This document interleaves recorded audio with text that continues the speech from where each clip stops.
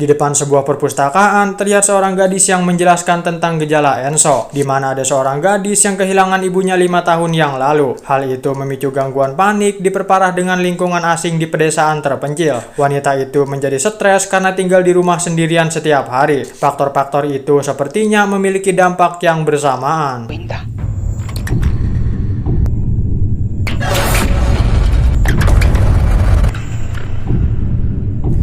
Akan tetapi, apa sebenarnya Enso itu? Seganas apa gejala itu dan bagaimana cerita itu bisa terjadi? Seperti inilah cerita lengkapnya. Selamat datang kembali di channel ini Kaju, dan selamat menikmati alur cerita film.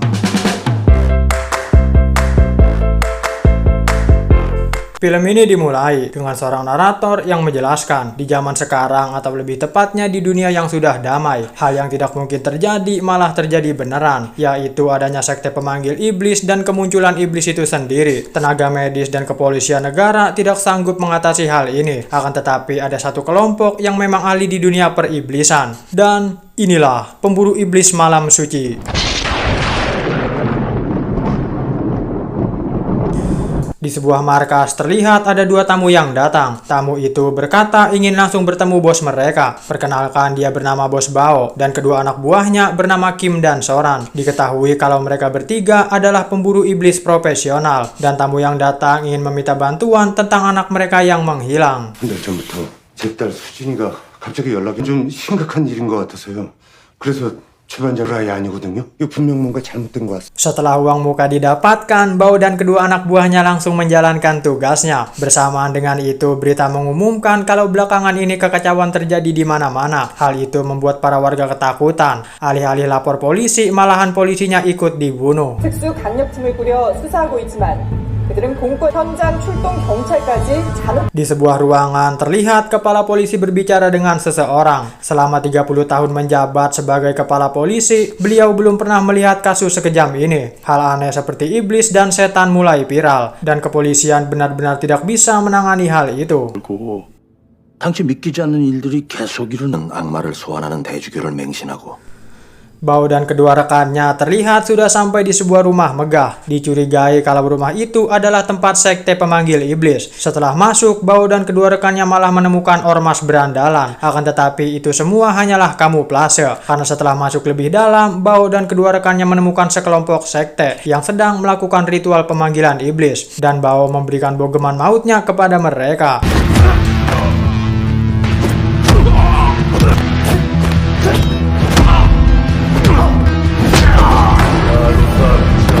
Setelah menghabisi para penjaga, Bao dan kedua rekannya masuk lebih dalam, dan inilah yang terjadi.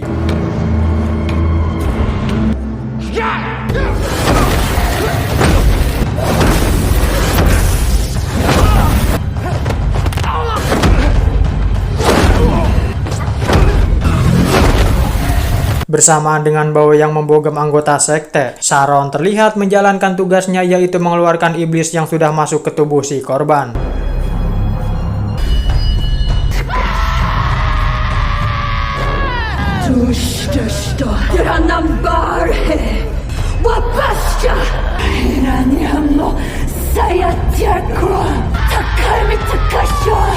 Sedangkan Kim dia bertugas merekam kejadian itu.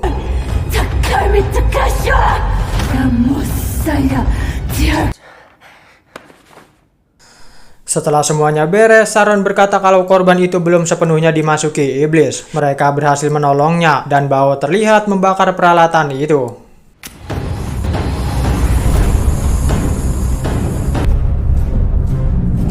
Beralih ke rumah sakit. Perkenalkan, dia bernama Dr. Han. Terlihat Dr. Han menemui para pasiennya. Setelah itu, Dr. Han pergi ke suatu ruangan yang ternyata dia memiliki satu pasien lagi, yang tiada lain adalah adiknya sendiri. Berbeda dengan pasien lain, si adik memiliki penyakit yang sangat aneh. Setelah beberapa hari merawatnya, Dr. Han tak kunjung menyembuhkannya.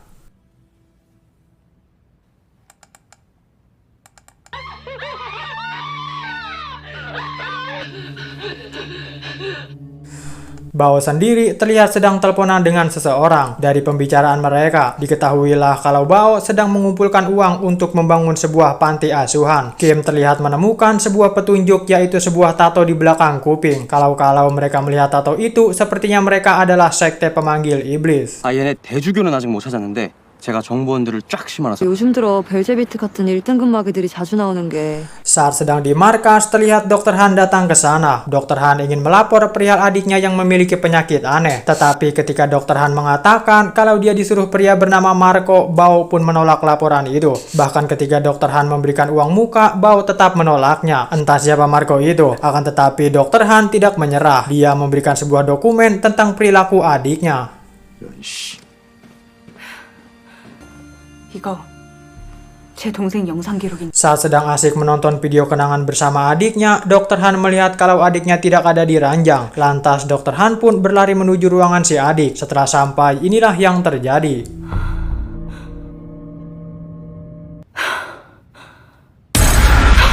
Lalu Dr. Han bertemu dengan Marco, yang ternyata Marco ini sama-sama seorang dokter. Dr. Han berkata kalau Bao menolak laporannya, dan Marco akan mencoba menemui Bao. 제 동생을 살리고 싶을 뿐이에요, 신부님. 교단에선 구마 행위가 공식적으로 금지돼 있어서 Saat sedang di markas, Bao terlihat membagikan uang hasil kerjanya kemarin. Lalu muncullah Marco yang ingin menemui Bao. Mereka pun langsung berbicara empat mata. Marco berkata walaupun Bao belum bisa memaafkannya, tetapi Marco meminta untuk sembuhkan adiknya Dr. Han. Bao yang belum bisa memaafkan Marco malah pergi begitu saja. Entah konflik apa yang terjadi di masa lalu, nanti kita akan tahu. 한정원이란 친구가 찾아왔었지. 그 친구를 도와주면 안 되겠나? Di rumah sakit, terlihat Dr. Han menenangkan adiknya. Bersamaan dengan itu, Bao terlihat melatih bogeman mautnya.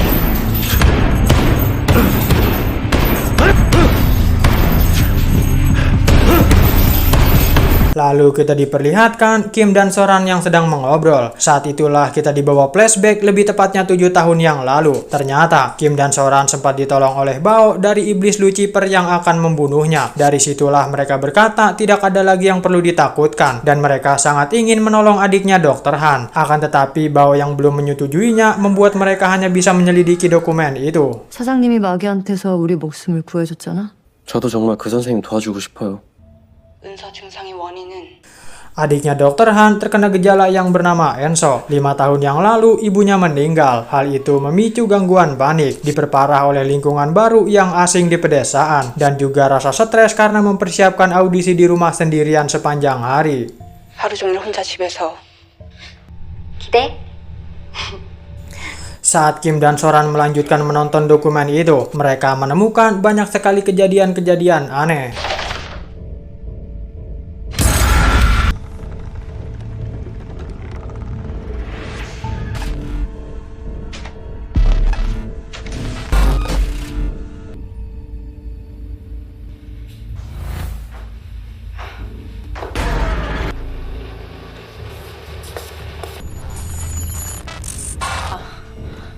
거기서 뭐해?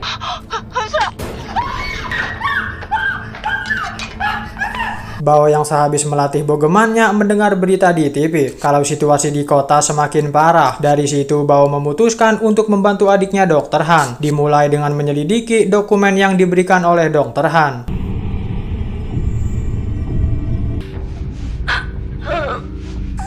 Dari banyaknya kejadian aneh yang mereka lihat, Kim menemukan sebuah fakta yang sangat mengejutkan, yaitu orang yang memasang CCTV di rumah si adik ternyata memiliki sebuah tato di belakang telinganya. 은서 씨에게 벌어진 일들이 또 대주교 루키페르와 관련이 있는 것 같아. Lalu kita dibawa flashback saat itu Bao tinggal di panti asuhan bersama Marco dan para anak-anak lainnya, termasuk ada satu lagi anak bernama Joseph. Sejak kecil Bao memiliki fisik sekeras batu, sedangkan Joseph memiliki kekuatan yang berhubungan dengan sutra natural. Anak-anak lain membenci Joseph, tetapi Bao malah melindunginya layaknya saudara sendiri. Setelah besar Bao menjadi petarung dan membiayai panti itu. Singkat cerita, beberapa tahun pun telah berlalu. Bao datang ke panti itu untuk merayakan Natal. Akan tetapi, Joseph malah memanggil iblis Lucifer dan pemanggilan itu dibantu oleh Marco. Si iblis membantai habis semua anak yang ada di panti itu, sedangkan Joseph dia menghilang. Sejak kejadian itu, Bao mulai mencari Joseph dan memiliki tekad untuk membasmi semua iblis. 모두 죽게 하고 사라져버렸네.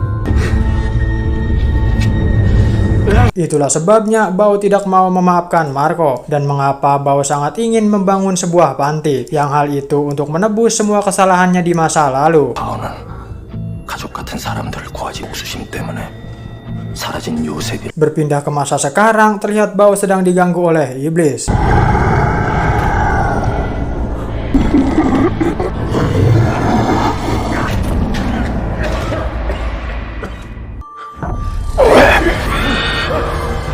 Menyadari si iblis terus mengganggu pikirannya, Bao pun menelpon Dr. Han dan bertekad untuk menyembuhkan si adik.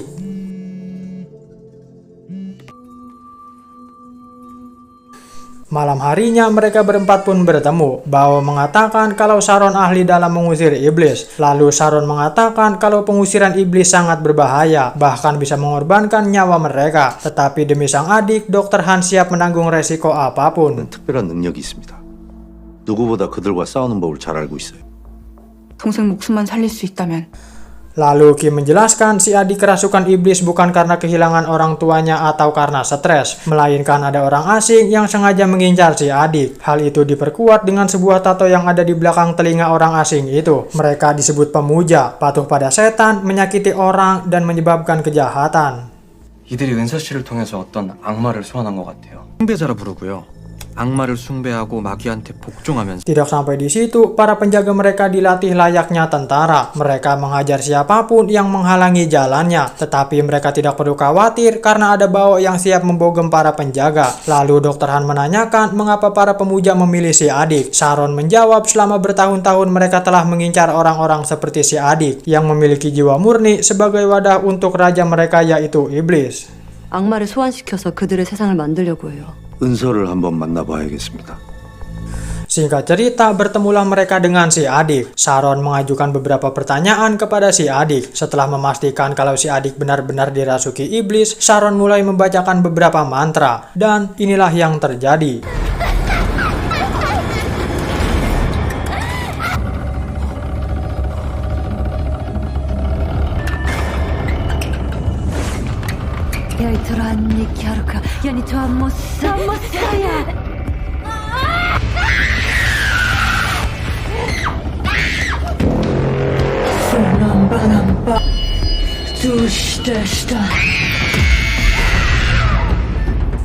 Si adik terlihat tidak ada di kasurnya. Lalu mereka mengecek CCTV untuk mencari si adik. Akan tetapi kejadian aneh muncul kembali ketika semua kamera CCTV menangkap wajah si adik. Dan Sharon mengatakan kalau si adik berusaha keluar dari rumah sakit itu.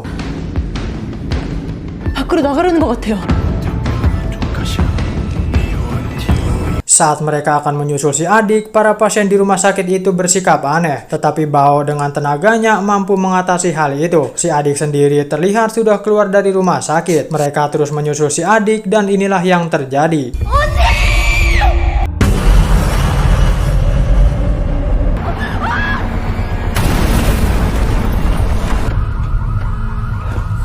Sharon berkata kalau si adik berbeda dengan pasien-pasien sebelumnya. Si iblis sudah masuk ke dalam tubuh si adik terlalu dalam, dan mereka berniat membawa si adik ke rumahnya di kampung agar pengusiran iblis bisa dilakukan dengan aman.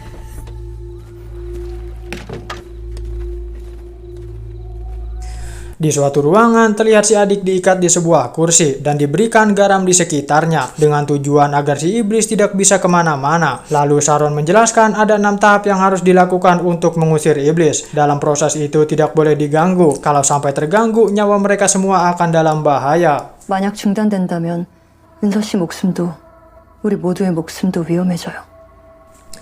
Tahap pertama, kehadiran. Mereka membuat kehadiran iblis menjadi nyata.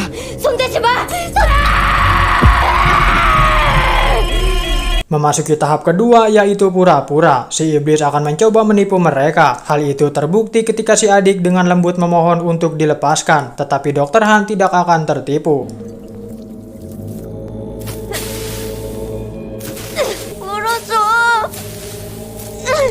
Lalu Sharon membacakan sebuah mantra, akan tetapi berbeda dengan pasien lainnya, cermin yang digunakannya pun pecah. Lalu kondisi berbalik, sekarang si iblislah yang membacakan sebuah mantra yang membuat rumah itu menjadi gelap. Bao berniat memeriksa rumah itu dan menemukan beberapa penjaga yang muncul.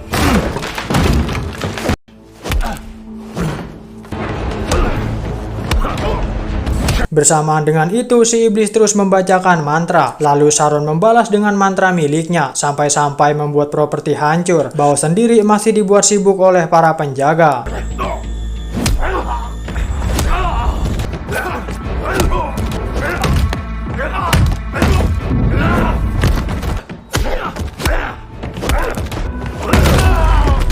Memasuki tahap ketiga, yaitu benturan. Si iblis mulai memasuki tubuh Dr. Han, tetapi beruntung mereka berhasil menyadarkannya. Dari kejadian itu mereka curiga kalau di rumah itu ada sesuatu yang janggal. Setelah diterawang benar saja, mereka menemukan kalau di tembok itu dipenuhi dengan mantra kuno. Pantas saja hal-hal aneh sering terjadi di rumah itu, dan mereka mulai berusaha untuk menghilangkan mantra itu.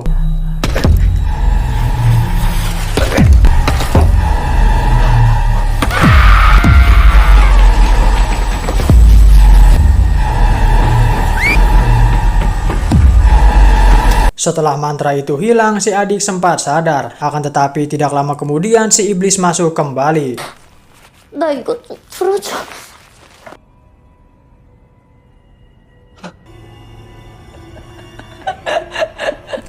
Memasuki tahap keempat, yaitu suara. Iblis itu menirukan suara bocil yang ada di panti asuhan. Yang hal itu membuat Bao menemukan ada iblis di sampingnya. Bao mulai mencekik iblis itu, tapi ternyata itu adalah Sharon. Beruntung Kim dan Dr. Han berhasil menghentikan Bao.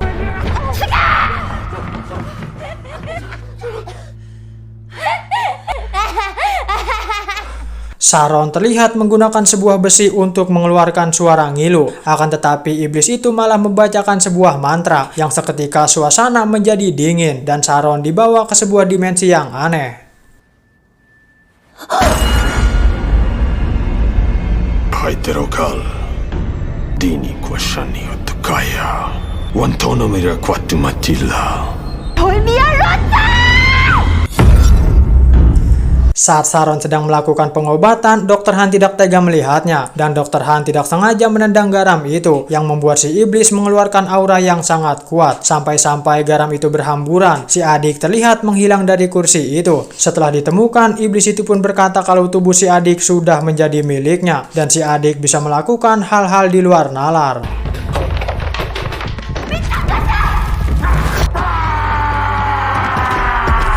Memasuki tahap selanjutnya, yaitu tahap kelima. Si adik yang menghilang, mereka mulai mencarinya. Dr. Han memantau CCTV, tetapi dia tidak menemukan si adik. Bersamaan dengan itu, si adik terlihat sedang membaca mantra dengan orang misterius. Dan seketika barang-barang yang ada di rumah itu bisa bergerak dengan sendiri.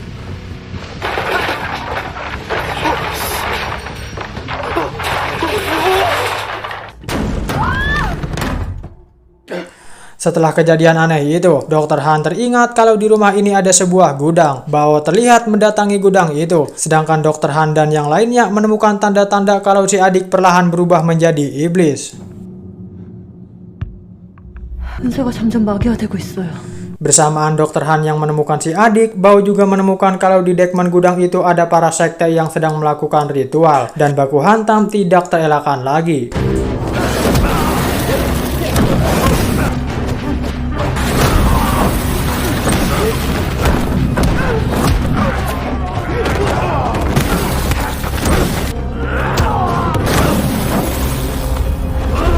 Di sini juga terungkap kalau bogeman Bao memiliki unsur supranatural. Hal itu dipicu oleh kejadian di gereja pada waktu itu. Tidak heran mengapa Bao bisa bertarung sebanding dengan sekte iblis. Sedangkan Kim yang tidak mempunyai kekuatan semacam itu harus dihajar habis-habisan oleh penjaga sekte. Beruntung Bao datang dan menolongnya.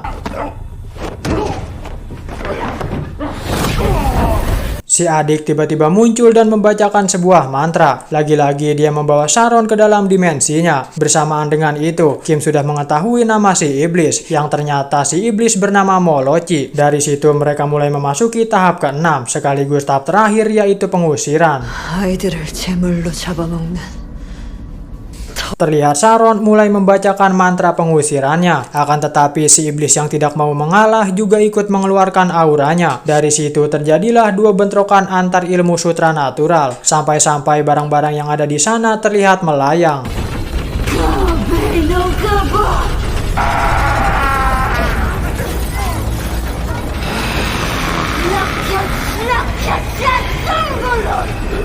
Lalu si iblis terlihat membuat lubang dimensi. Dia berniat membawa si adik ke dimensinya, dan mereka harus menahan si adik agar tidak terbawa ke dimensi si iblis.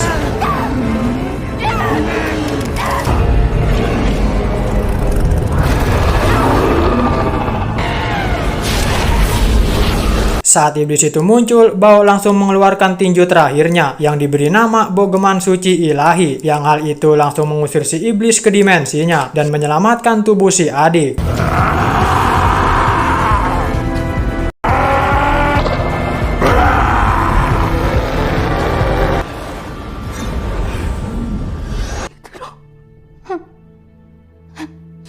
Singkat cerita, beberapa bulan pun telah berlalu. Terlihat Bao sudah membangun panti asuhan yang baru. Lalu kita diperlihatkan Bao dan kedua rekannya memasuki sebuah ruangan. Di dalam ruangan itu dipenuhi oleh para sekte penyembah iblis. Dan Bao lagi-lagi harus mengeluarkan Bogeman Suci Ilahinya.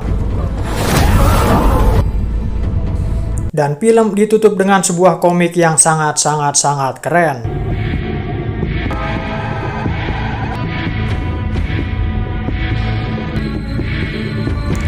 Dan cerita berakhir sampai di sini.